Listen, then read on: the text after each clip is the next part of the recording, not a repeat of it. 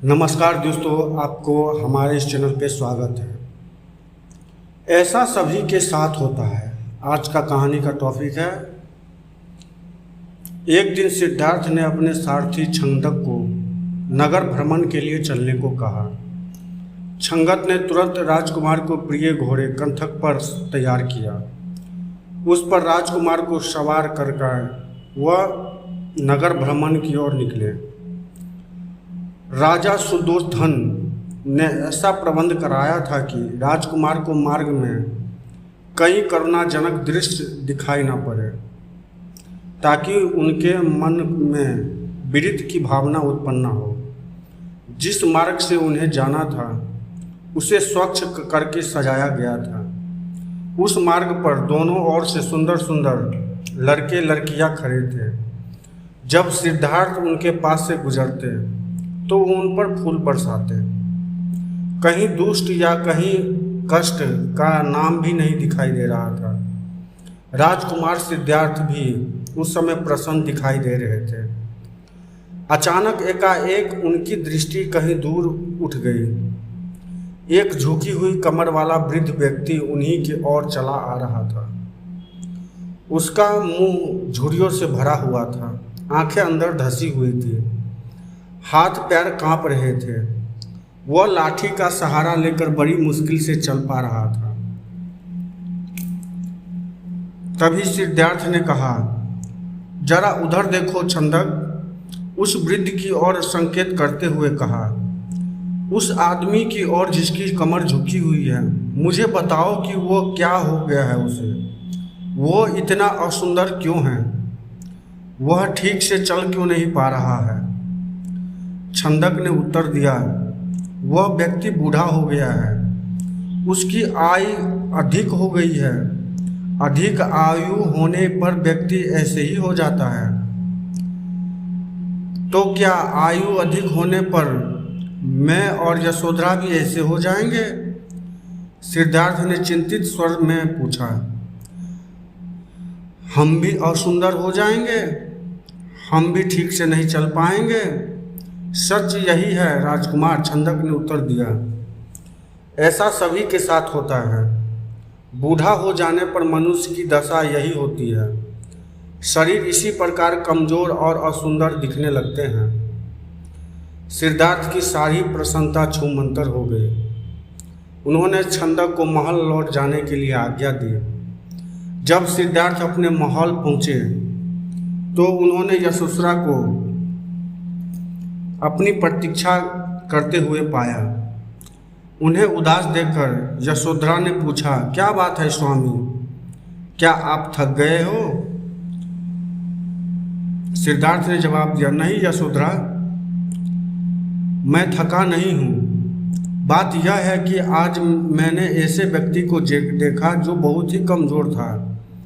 उसका पूरा शरीर कांप रहा था, उसकी आंखें झुकी हुई थी और वह असुंदर हो गया था।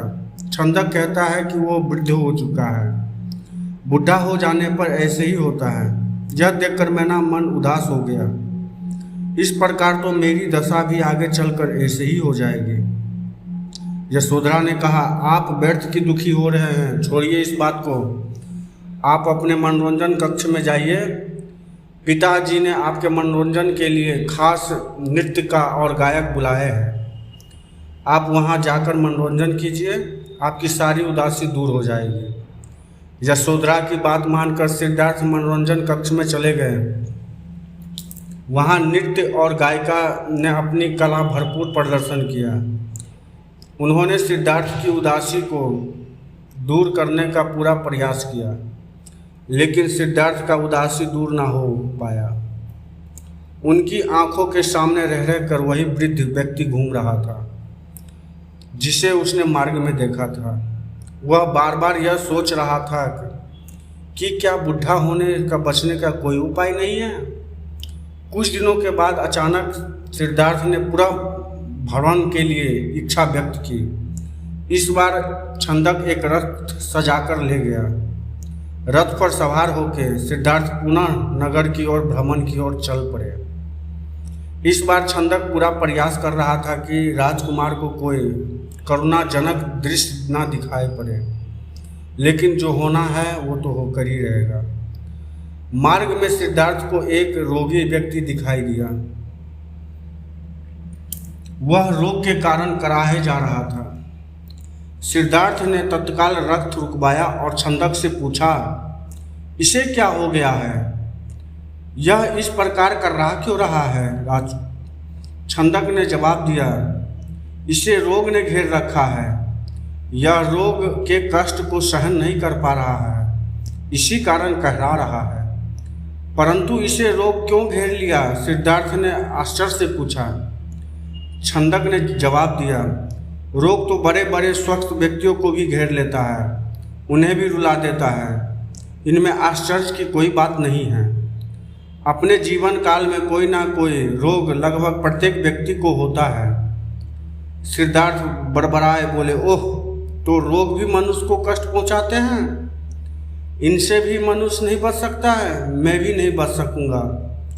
जब मुझे कोई रोग हो जाएगा तो मैं इसी तरह से दर्द कराऊंगा।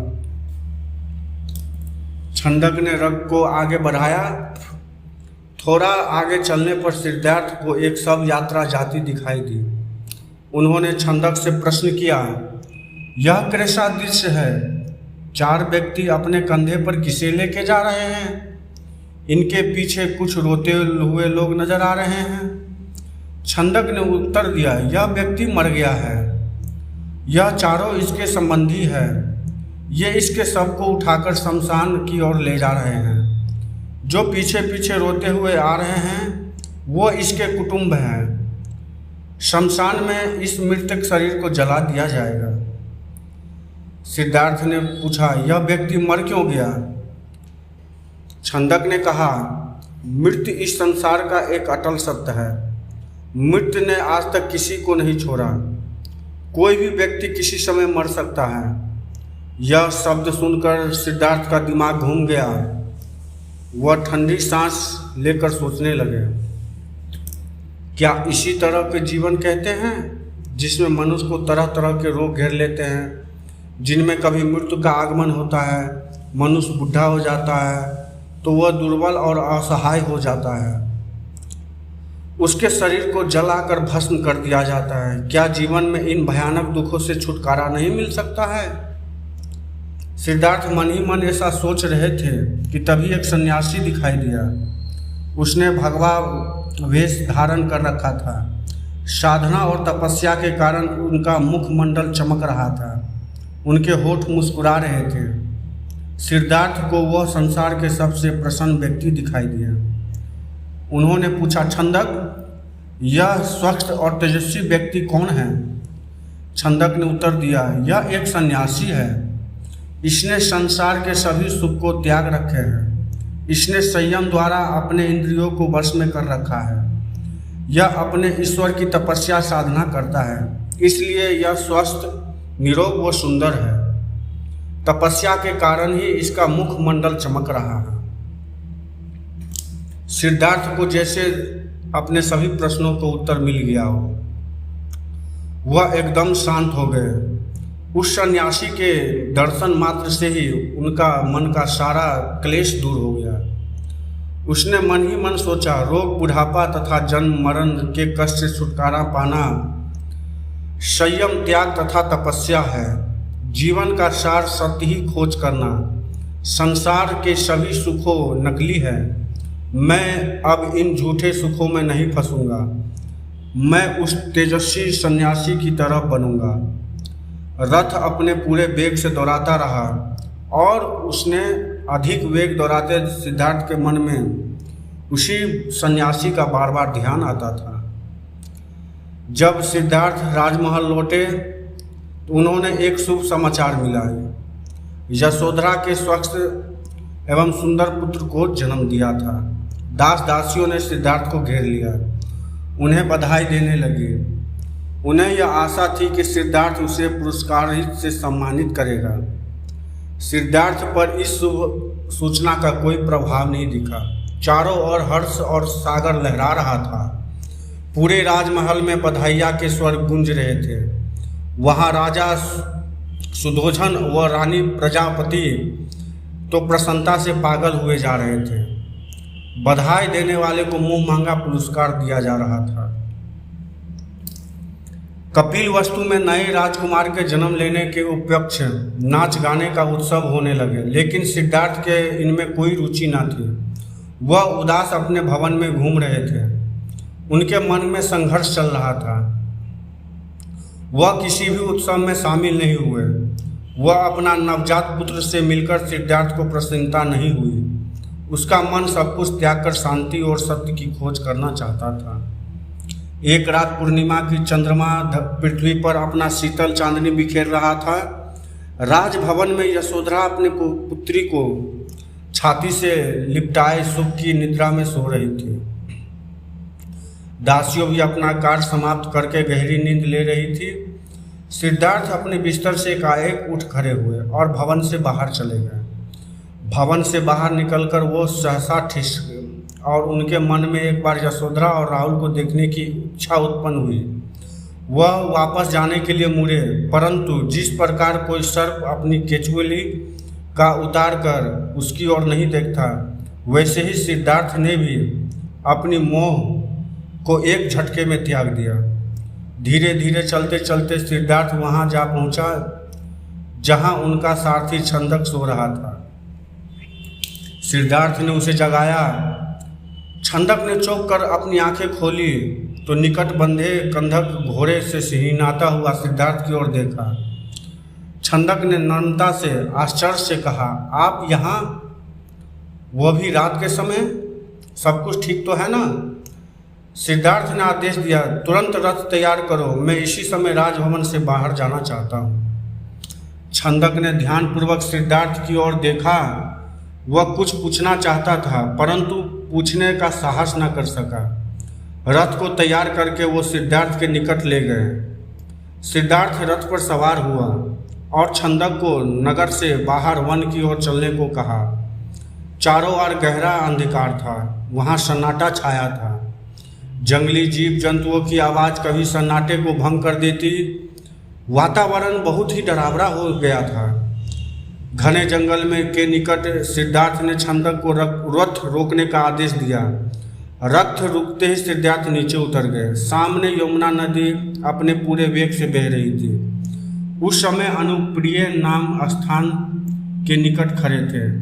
सिद्धार्थ ने अपनी राजशाही वेशभूषा उतार दिया। साथ ही उन्होंने एक एक करके अपने सारे आभूषण उतार दिए। अपने वस्त्र आभूषण उन्होंने छंदक को दे दिए तथा लौट जाने का आशीर्वाद दिया। छंदक सिद्धार्थ के पैरों में गिर गिर कर फुट फुट कर रोने लगा। वो हाथ जोड़कर कहने लगा, आप क्या कर रहे हैं राजकुमार? जब आपके माता पिताजी को आपके सन्यासी बन जाने का पता चलेगा तो आपके दुखों का पहाड़ टूट पड़ेगा। सिद्धार्थ ने सुंदर व सुगंधित बालों को काट कर कहा, मैं अब नहीं लौटूंगा। मैंने सोच विचार करके यह निर्णय लिया है। मैं सत्य व ज्ञान की मार्ग खोजना चाहता हूँ जिसमें मानव शक्ति पा सके। तुम आंसू पोंछ लो और राजभवन लौट जाओ। छंदक को सिद्धार्थ का आज्ञा का पालन करना पड़ा। उसने सिद्धार्थ के चरण स्पर्श किए और कीमती वस्त्रों के आभूषण को रथ में रख दिया और कपिलवस्तु की ओर चल पड़ा। जिस समय छंदक राजभवन लौटा, सुबह प्रकाश चारों तरफ फैल चुका था। राजा सुदर्शन बाग में भ्रमण कर रहे थे। जब उन्होंने सिद्धार्थ का रथ खाली देखा तो उसके माथे पर बाल पड़ गए हुए थे। उन्होंने क्रोध में छंदकी की ओर देखा, पूछा, तुम बिना बताए सिद्धार्थ को कहाँ ले गए हो? वह इस समय कहाँ है? छंदक ने रोते हुए पूरी बात बताई। सुदोधन अपने उन वस्त्र आभूषणों को छाती से लिपटाकर फूट फूट के रोने लगे। उन्होंने कहा, विद्वान पंडितों व ज्योतिषियों की भविष्यवाणी आज तक सच हो गई। मेरा बेटा संसार के सभी सुखों को ठुकरा कर सन्यासी बनने चला गया। रानी प्रजापति को जब इस बात का सूचना मिले तो वो पछाड़ खाड़ के गिर पड़ी। जब यशोधरा को पता चले तो इस बात को सहन न कर सकी। वह विलाप करने लगी, स्वामी तुम बिन कहे से हम रहेंगे। कम से कम उसमें तो मिल जाती। ये इसके बाद यशोधरा ने राजश्री वेशभूषा उतार कर फेंक दिया। केवल सुहाग चिन्हों के छोड़कर उन्होंने सभी आभूषणों को त्याग कर दिया। वह साधारण भोजन करती तथा पृथ्वी पर सोती। उसकी यह दशा देखकर प्रजावती बहुत दुखी हुई। वह यशोधरा को छाती लगाकर रो पड़ती और अपने स्वास्थ्य का ध्यान रखने के लिए कहती। तब जब राहुल को देखभाल कौन करेगा? माता यशोधरा ने उत्तर दिया, मेरे पति अब सन्यासी बन चुके हैं। वो पृथ्वी पर शयन करेंगे, जंगली फलों का भोजन करेंगे। ऐसे में राजभवन का सुख के साथ कैसे रह सकती हूँ? आप कृपया दुखी न हो। राहुल में इसके पिताजी की छवि को देखें, इससे आपको शांति मिलेगी। प्रजावती राहुल से छाती से लिपट कर रो पड़ी। सिद्धार्थ के चले जाने पर कपिलवस्तु का हर व्यक्ति उदास हो गया। राजमहल में तो दुख और साम्राज्य का स्थापित हो गया है। ऐसे में केवल नन्हे राहुल की लिकारियाँ ही राजमहल में गूंजती थी और सबका मन बहलाती थी। इसी के साथ ये कहानी आपको कैसा लगा आप लोग ज़रूर कमेंट बॉक्स में